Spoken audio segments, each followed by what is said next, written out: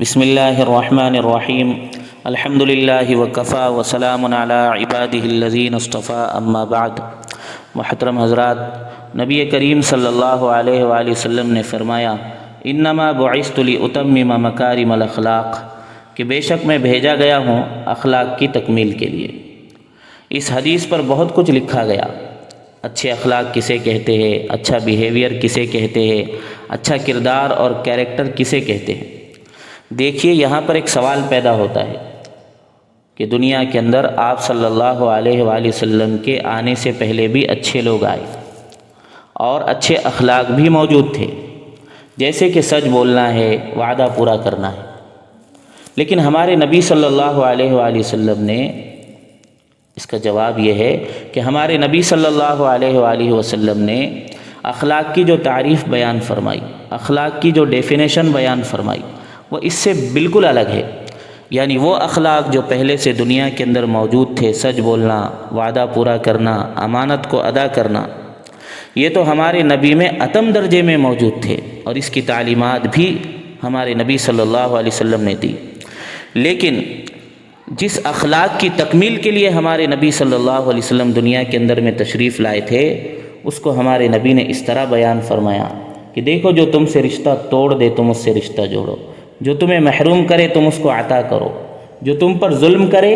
تم اسے معاف کرو۔ اگر کوئی شخص تمہارا حق ضائع کرتا ہے، حق دباتا ہے، تو تم اس کے حق کو دباؤ نہیں، تم اس کے حق کو ضائع مت کرو، بلکہ تم اس کا حق ادا کرو۔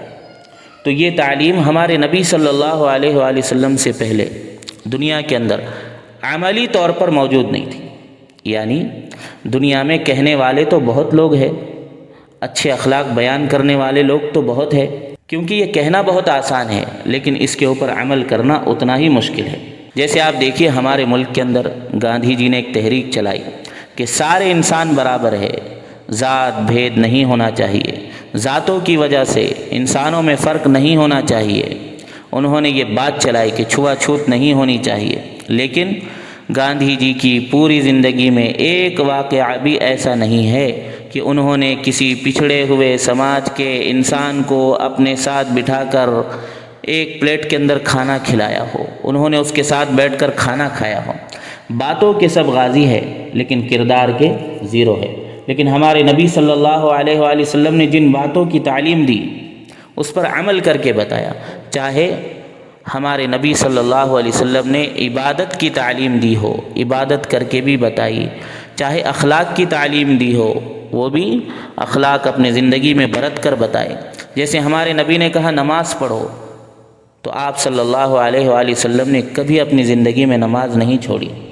حتیٰ کہ آپ جب بیمار ہو گئے اور چلنے کی طاقت تک آپ کے جسم میں موجود نہیں تھی، از خود ہمارے نبی صلی اللہ علیہ وآلہ وسلم چل کر مسجد میں نہیں جا سکتے تھے، تو دو صحابہ کا سہارا لے کر آپ مسجد کے اندر تشریف لے گئے اور آپ صلی اللہ علیہ وآلہ وسلم نے نماز پڑھی بیماری کی حالت میں، اتنی علالت کی حالت میں، کمزوری کی حالت میں۔ ہمارے نبی نے اخلاق کے لائن سے جو تعلیمات دی، ان تعلیمات کے اوپر بھی عمل کر کے بتایا۔ جیسے کہا کہ غریبوں کی پرورش کرو، غریبوں کی ضروریات کو پورا کرو، یتیموں کی ضروریات کو پورا کرو، تو ہمارے نبی صلی اللہ علیہ وسلم نے وہ بھی کر کے بتایا۔ تو آپ صلی اللہ علیہ وآلہ وسلم کی زندگی میں